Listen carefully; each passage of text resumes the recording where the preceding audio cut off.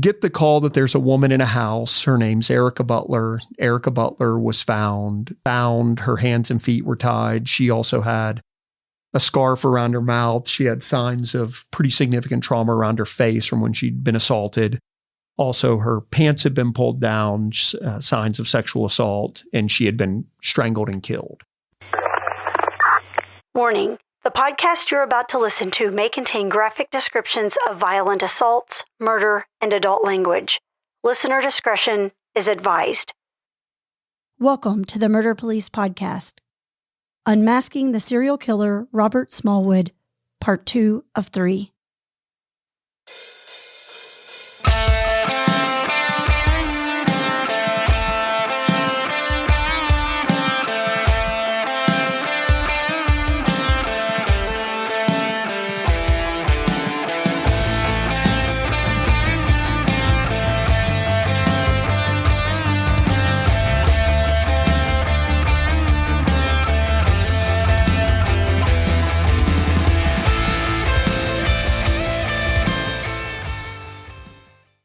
Even though we could link these two women, the value for that, for moving the investigation forward, was really quite limited because their exposure to folks was just too broad for us to be able to start limiting down suspects. And so we worked those two cases and eliminated everything we could, and eventually the cases just went cold. What were the age ranges of the two victims? Even just a rough ballpark on how old we're talking about? 30 to 40. Gotcha. It's interesting, too, because I like the way you talked about the risk factors. It's a non-judgmental thing, but it's critical to have those on board because you can't even start without those. And I think probably you had some cases sometimes where family and friends weren't real forthcoming in the beginning. Sure, of course. It slowed things down. So mission critical stuff. And you're right, that stuff impacts everybody. As far as drug addiction and challenging. Oh, it's horrible. Yeah. It's all over the place. It's what it's seen. And when men are in that sort of addiction, they generally turn to petty crime. Right. They turn to petty crime to support the addiction. Women, generally, what I've seen in my 23, almost 24 years of policing, is often turned to sex work. Yeah, I've seen that a bunch too. So where's it go from here? So you've got these things. How long did they lay dormant like that with this? So really quite some time. And, and these things like these DNA cases, having these DNA samples, while this is going on, there was a new lieutenant who'd come to the section, James Curlis, who was our lieutenant over homicide. And he saw that what we had were a bunch of kits in the basement, a bunch of DNA collection kits that were in the basement of headquarters that had just never been sent to the lab. And a lot of this is back what we were saying that in 98, 99, 2000, before that we started collecting kits long before that, but people just didn't know a lot about DNA. And CODIS works because we keep getting more and more samples into it. It's only as good as the data that are in the system. And Lieutenant Curlis saw that we had these kits and started applying for grants and sending those kits to the lab. And there's a lot of talk across the country about untested sexual assault kits. And there's been some, I think, unfair demonization of law enforcement about that. And a lot of it is just, it frankly is ignorance in the most non-judgmental sense of the word of folks just not knowing what DNA really could do 20 years ago and 10 years ago and today, frankly. It's people think DNA will solve everything and you can get the results back in 15 minutes. That's the way it is on TV. There's another issue too, so we didn't have, until the early 2000s, we didn't have PCR. I think we talked about this in the forensic podcast. Prior to that, you had RFLP. Right. And so you needed a lot of sample. And frankly, most cases just did not have enough DNA to test with RFLP. And so we really were limited in what we could do up to a certain point. I don't think CODIS even came along until mid to late 90s. I'm not totally 100% sure there. But it was pretty new. It was pretty fresh when I started. Now, I think that in around 2005, I think we got some grant money. And that's when we came and we wanted to clean off your shelves.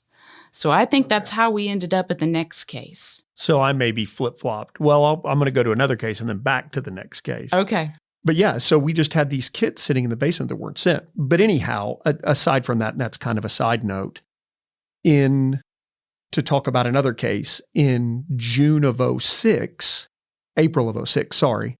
In April of 06, I was next up in the rotation again. And as I was driving into work in the morning, I got a call from patrol officer saying, "Hey, Detective Brotherton, are you the on-call detective?" "I sure am." "Okay, we have a homicide victim over here on Kenton Street." So Kenton Street's a small street in Lexington, Kentucky, downtown, right near Transylvania University. That for your out-of-town listeners, Transylvania University is the oldest university west of the Allegheny River. So a little bit of trivia there, but there's a bunch of housing right near Transylvania University, and which amusingly, they're the pioneers instead of the bats or the vampires or the hunters, whatever softball joke you want to make. But get the call that there's a woman in a house. Her name's Erica Butler. Erica Butler was found. Her hands and feet were tied. She also had a scarf around her mouth. She had signs of pretty significant trauma around her face from when she'd been assaulted. Also, her pants had been pulled down, signs of sexual assault, and she had been strangled and killed in the house. This was a shotgun house in a small neighborhood, an older house in Lexington. In the bedroom with her during the assault was a guy that kind of called himself her boyfriend. And he was an older guy who would get a check. He struggled with addiction.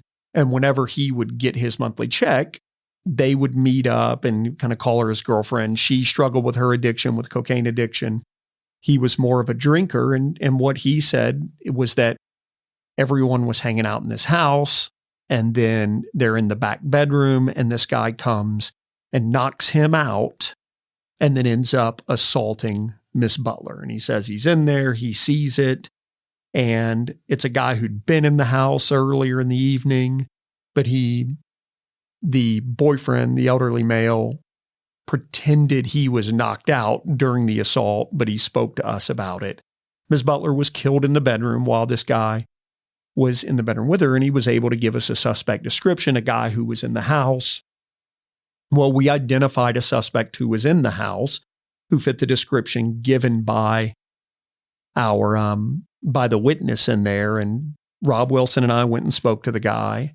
He was a low-functioning adult. He had some significant developmental disabilities, and he's like, "Yep, I was there." And Rob and I are asking him, "So did you end up having sex with her?"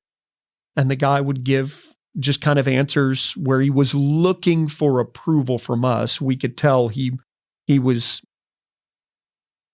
again, low functioning. And were you there with her? Okay, was I? Is that what y'all want? Okay, did you have sex with her? Did I? Did I have sex with her? Well, did you? Okay, did you kill her? Okay, I killed her. Well, Rob and I got a DNA search warrant, swabbed him. He wasn't going anywhere. We weren't in a real rush about the case, and it was going to hinge on the DNA because his statement wasn't great as far as did we feel like he really knew what he was saying, what he was answering. And we sent the DNA sample off, convinced he was the guy, and then the DNA sample came back and it wasn't him. Do you remember the day I called you? I don't. So Matt and I have been working together for a very long time, right? And sometimes there's been times where we would mess with each other, right? You would sometimes call me and disguise your voice and ask some crazy question. And I would say that I have been a model of professionalism throughout my career. So I did the DNA. I remember what I did right after I got the information. So I did the DNA on the Erica Butler case, and I called Matt up and I said, "Matt, it doesn't match. And I'm going to need you to sit down for this next thing I'm going to tell you." Because I said, it hit to Sonora and it's hit to Doris Roberts. Holy cow. Congratulations, my friend. You have a serial killer.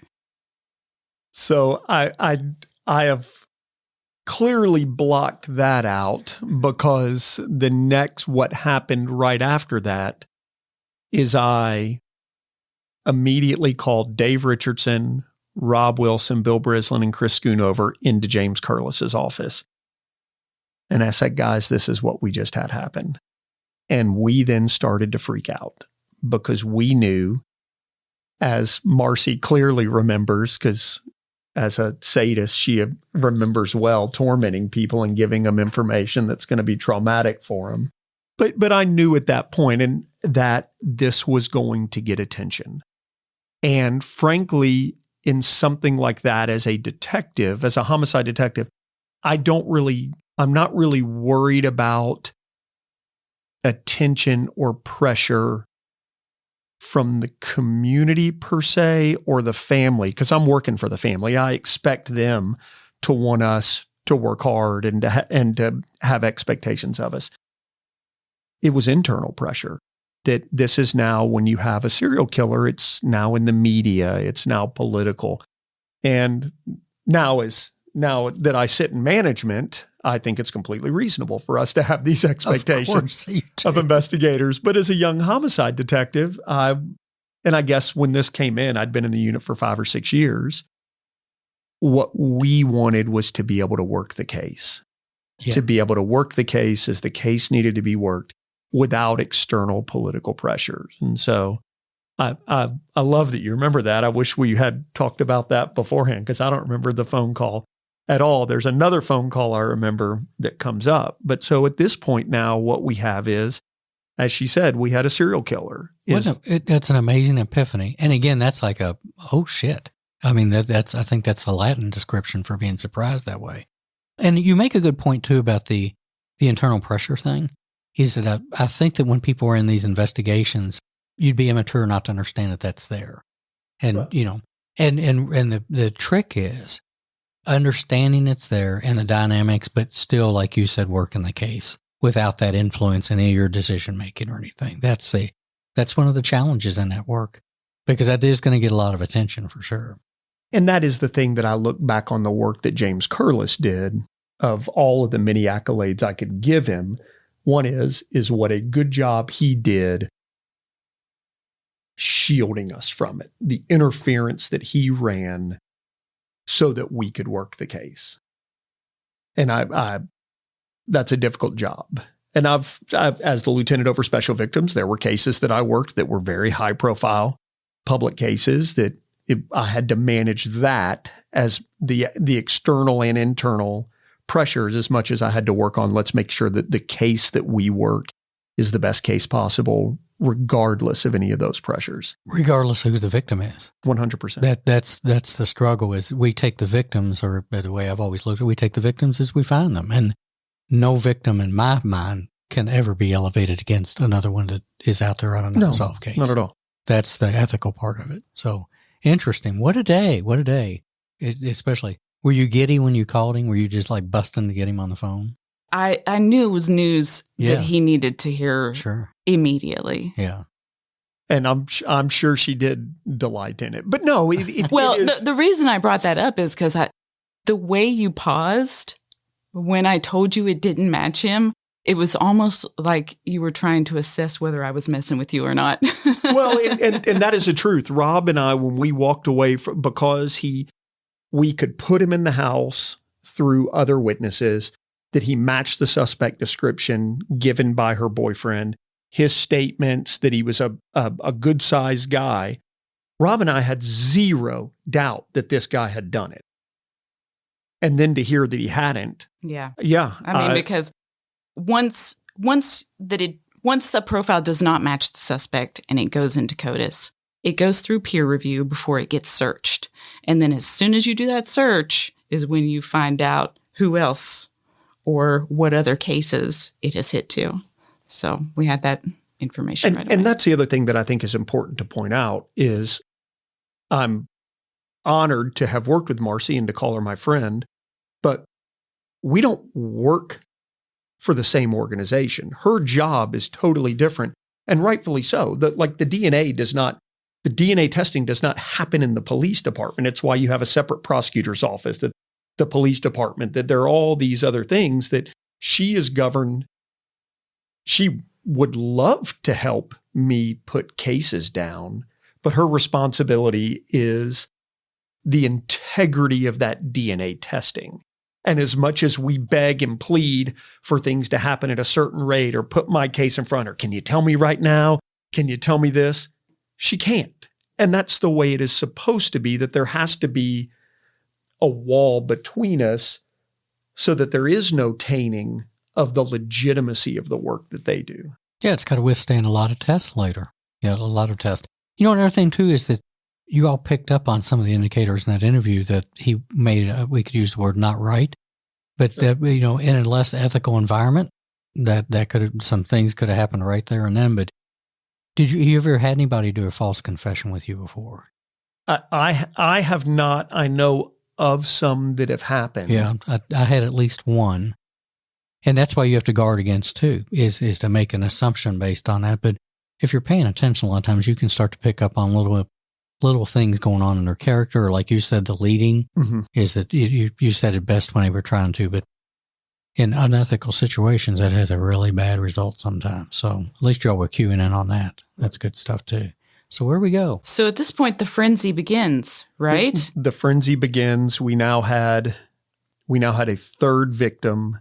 But again, our victim was someone who was exposed to a high-risk lifestyle. She was someone who had been arrested before, that traded sex for drugs. But we now had a time frame. We had the late 90s case of Doris Roberts, and I don't want to misspeak. I want to say it was 99. So she was 99. We have a 99 case. We have an 02 case with Sonora Allen. Now we have an 06 case of Erica Butler. But what we also have is a suspect description. And we have a suspect description that was great in that he was able to say it was a male black. But our witness, the guy who was in the room, just said he was a big guy, and the maximum level of confidence we could have in his suspect description was that it was a black male between the ages of 18 and 70. That's really all we had. He was unfortunately not a great witness. But we were now narrowing it down. We had someone from 99 to 06 that we've got this 7-year time span. And so how old are they going to be? And we start working it, and we end up putting out a suspect composite that unfortunately pressure came about that we had a serial killer. We had the witness in the bedroom meet with some composite artists. We put some composites together and we put them out against the investigators' better interests. It was put out to the public, if anybody knows these guys. And I don't know how much you put on your website as far as people can look at the composites. I don't know if the composite is in open records. I would think it would be. Sure, yeah. And so folks can look at it. But if you look at the composite, it's just kind of a guy. Like it's if you want the suspicious guy who lives down the street from you to be the dude you see in that picture, you would be able to convince yourself. And so we ended up getting a tremendous number of calls. And so when Marcie says the frenzy began, we now started getting calls of all sorts of suspects that we had to eliminate. And we had people assigned to the unit, but we also started up kind of this triage station of when a suspect came in, could we eliminate them, or did we need to go get a DNA sample from them? And we had 3 dates. We had the 99, the 02, and the 06 dates. So the first thing we were doing was eliminating people based on incarceration records. That our first call whenever a suspect came in was to the Bureau of Prisons, and then checking our local jail websites. Was this guy in prison during the death of Doris Roberts, during the death of Sonora Allen, or during the death of Erica Roberts? Because if they were, then we could eliminate them from all of that. But on a lot of folks, we couldn't. And so there were a lot of cold calls that were happening, where a suspect name would come in. We'd see, hey, is this guy? Then we'd call the lab. Hey, we just got this name in. Is this person in CODIS? And we ended up eliminating well over 150 suspects. And Marcie, how many How many Q-tips did we bring you? Well, there was at least 35 males that were tested and compared to the profiles from these cases. At least 35. And these are suspects that were called into us or that we identified through investigation and went and met with them. And whether through consent or through a search warrant, ended up getting enough to take a buccal swab from them and then driving that swab up to the lab. And all the time, when these are coming in, that's stressing the workload at the lab already, right?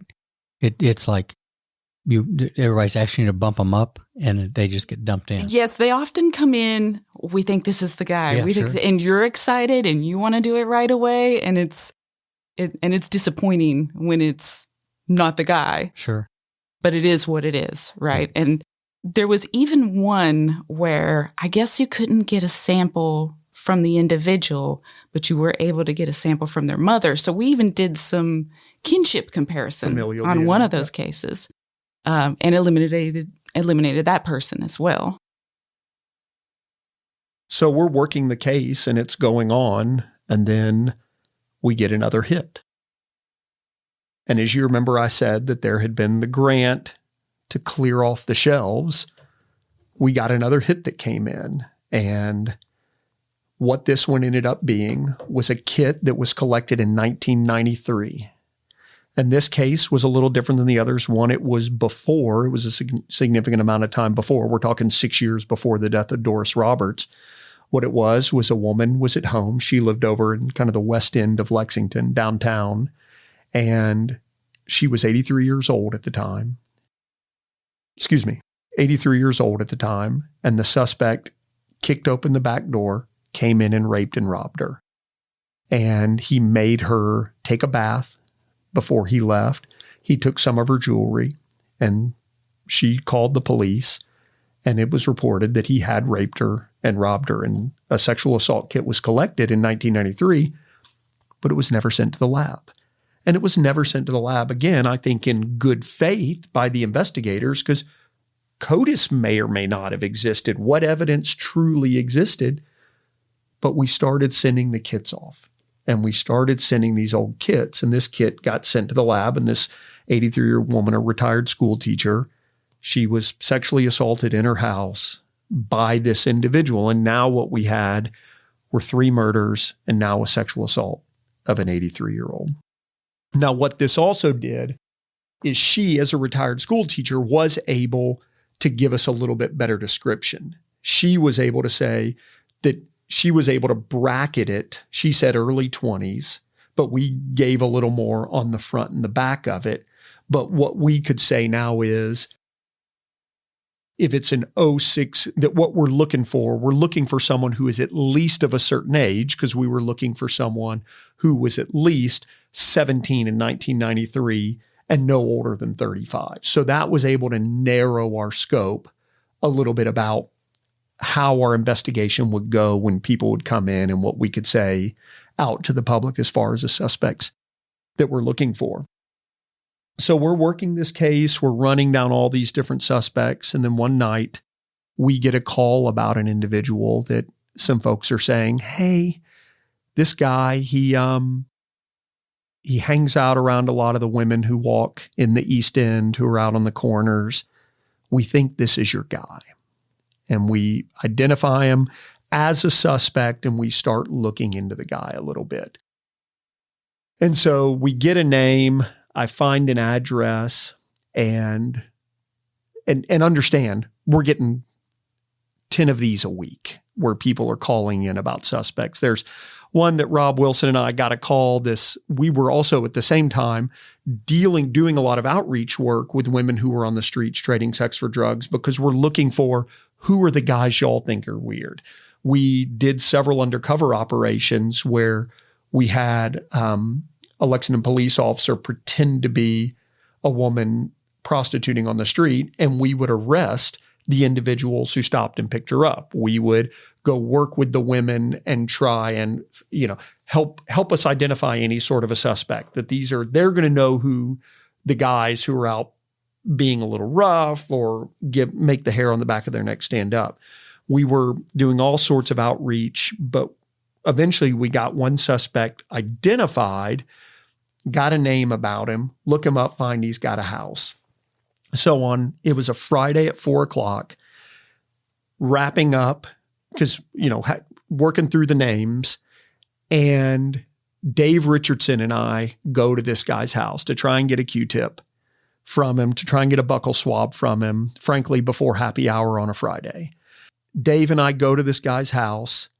I go to knock on the door. I have my cell phone on in my pocket. It's called Dave, and I've got a pocket recorder in the other pocket. I've got Q-tips and business cards. And I've got the recorder on to record the conversation and hopefully to get consent from him to get the swab. I've also got the phone on so Dave can hear. And I guess our thought process back then was, in the event this guy killed me, Dave could come in and avenge me, so that all of that would be fine. So I go knock on the door, and the guy is painting his house. He's painting his kitchen. And I knock on the door, and I gave him the same spiel that I gave probably 30 to 50 other folks during this investigation. Hey, my name's Matt Brotherton. I'm a detective with the police department. Do you got a minute for me to talk to you? The guy said, sure, come on in. He's in painting his kitchen. I said, I'm here about the investigation. Have you seen the bit on the news about this woman named Erica Butler who was killed? And he looks at me and goes, no, I have no idea what you're talking about. I don't watch the news. And I said, well, she was killed. We're out trying to find a suspect. We have a DNA sample. And what I'm doing is going around and asking folks if they'll submit to a sample. We get all these phone calls. There was a composite put up on the news. It's a terrible picture.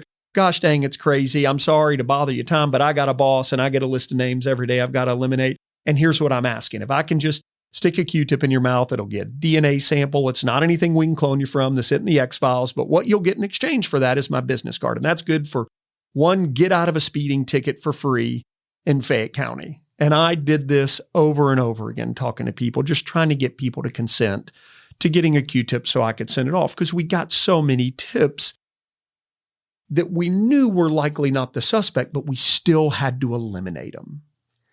And so I give this guy the spiel, and he looks at me and he says, nah, man, I ain't going to do that. And besides, I was working when she was killed. Have you not heard this story? I have not. Okay. First of all, that answers a lot, because I've always wondered how you guys manage to get people to cooperate with standards. Yep. And so Second of all, how did he know when she was killed? My point exactly. So at that point, I looked at him and I said, thank you so much for your time. I won't bother you. Please have a good weekend. And I walk out, and as soon as I get in the car, I drive around the corner, and Dave was like, did he just say that? Did he just say that? And I was like, yep. So 2 things happened. The first, of course, being that happy hour was canceled. The second is that Dave and I went back to headquarters and then began really digging into this guy. So we found out through an NCIC check that he had changed his name. We found out that he had a misdemeanor conviction for a sexual assault out of county. So now we have this suspect who fits our age range, is called in as having matched the description, and says to us, and for the listeners at home, as soon as I said that, Dave and Marcie both just stood up straight and their eyes open incredibly wide, exactly as I did. But back to what you said about, I've said how we got the swabs. A friend of mine always said he wanted me to come work for him in sales because my entire career in homicide was selling a product I knew people shouldn't buy. There we go. So true. You shouldn't ever talk to the police. No. Not ever. Don't ever talk to us. But anyhow. But you can talk to me. Yes, absolutely. So we go back, we look this guy up, we find out that he's fairly recently moved to town, that he has changed his name, that he does have a misdemeanor sexual conviction. So we start following this guy. Now, at this point, we want to get a DNA sample from him because we want to see if this is the guy. What we need to get is a DNA sample from this guy without him knowing we have the sample. Because how long was it taking us to get an answer back then? I would start on the samples as soon as I possibly could. But even then, going through the review process, we could be looking at anywhere from 2 weeks to 8 weeks. So, yeah. That's nothing like on TV. So y'all must have been, I don't know what you were doing there, but it's nothing like on TV. And this also was usually, so evidence gets booked into police headquarters. And if it's going to go to the lab, it usually waits. So an officer will book in evidence, they'll fill out a lab request, and then there are folks who work at headquarters who drive whatever's going to the lab that week. They go once a week. I made that drive to Frankfurt by myself, hand delivering these swabs when I thought I had a good suspect. I drove them myself immediately. I would get the swab, I would book it in, I'd have it checked out to myself, I'd immediately run it to the lab. So even begging and pleading, and I know that they prioritized it because it was a serial killer case, it was still, would you say 2 to 8 weeks? Yes. Standards are a lot faster to run. So it's not, we don't make people wait from scratch all over again. Like, we tell people that, we try to work the cases in the order that they come in, but that is the original evidence. When they develop a suspect standard and they bring that in, we typically run those through pretty quickly. But even in a best case scenario, we're talking about weeks of wait. Yeah, because if you have a small amount of semen in a sexual assault kit, you've got to separate it. You've got to separate the DNA from the victims versus the suspects. I'm handing you a Q-tip that's preserved with the cheek cells in it. It's an easier thing to process. So we needed to get a DNA sample from this guy without him knowing, because I had enough, I believe, at the time that I could have written a search warrant. I could have written a search warrant to go to this guy to compel him to give me a sample of his DNA, but I wasn't going to get an answer for best case scenario 2 weeks. So now this guy's in Mexico. That's what I was going to say. You run him underground. I mean, he has to come up with a plan. So I'm with you on that you'd push him into a corner. So one of the things we did in the investigation, we followed him for a little bit and then found out that he worked at a t-shirt place in Lexington, this place that prints t-shirts in Lexington, Kentucky, and a lot of it is like sports t-shirts. And ends up, I have a buddy who knew the owner of this t-shirt place. So I called the owner and I said, "Hey, does this guy work for you?" And he's like, "Yeah, guy's a great employee here every morning, works day shift." And I said, "Oh, right on. Can you tell me, was he working on April 4th? April 4th was the date that we discovered Erica Butler being killed." And he's like, "Oh yeah, great employee. He gets here every morning at 7 a.m. He works the morning shift. Never late." Erica Butler was discovered at 7:30 in the morning was when the other people in the house called and said she was dead. So the guy's like, "Yeah, April 4th. Yeah, I'm sure he was working. Never late." "Oh, no, I'm sorry. On April 4th, he didn't show up to work until 11 a.m. I'm like, "Oh, okay. Thank you so much for your time." So now we start following him more and more and more. And what we see is this guy gets to work at this t-shirt place. And every morning at 10 a.m., there's a smoke break. And the people come out, and he would come out to the back parking lot of this business for a cigarette every morning at 10 a.m. And we're thinking, great, a cigarette butt to get a sample of this guy. Well, of course, the big problem is, what is on the ground wherever there are smoke breaks? A few more. What I have never understood is how what appear to be more cigarettes than have ever been manufactured in the United States always exist on the ground at every single place where smoke breaks happen. And so this place, this t-shirt place was running, it ran from 7 a.m. until midnight every day, printing out shirts because it's, the heart of Kentucky basketball country, right? They're printing those blue shirts. So what we needed to be able to do as investigators is from a distance be able to say that the cigarette butt we collect, because we obviously can't stand next to the guy and say, "Hey, remember me? I'm Detective Matt Brotherton. I'm just waiting till you drop the cigarette." We had to make sure that we could determine from a distance the cigarette butt that you dropped on the ground, that we have that specific one, because we didn't want to grab someone else's and that one gets us as, "No, it's not your guy." And in fact, we get a false exoneration. So at 3 a.m, Dave Richardson and I went with a push broom and a leaf blower and cleaned that entire back parking lot off and made it the cleanest surface in Fayette County. So that when the cigarette butt, hopefully that he was going to go to work the next day and hopefully he was going to drop the cigarette, that we'd be able to see it from a distance. So what happened the next day is I was with Detective Matt Sharp in one vehicle, looking from an angle with binoculars. Dave Richardson and Rob Wilson were in a surveillance van a little closer where they could see it. And when the smoke break started to happen, I got on the radio and said, hey, they're out doing the smoke break. And then what happened is Chris Schoonover and Paul Williams came driving up in a work van that they had borrowed from some people they knew who own a printing company. And they roll up. Chris Schoonover, but they even have like the embroidered work shirts for this printing company. And Chris Schoonover gets out with a clipboard in a little box and walks up to the people smoking and says, and I can't remember the owner's name. They say, hey, where is so-and-so's office? And they're like, oh, it's back there. Well, Chris starts to walk back there, and Paul, who happens to be a smoker, says, you know what? I'm gonna stop and have a cigarette. And so Paul stands out there in this shirt, and if your guests get to hear retired Sergeant Paul Williams, they'll see that he is one of the most gregarious guys who's ever lived, who can talk to anyone about anything for any period of time, stands and talks to these folks having a smoke break.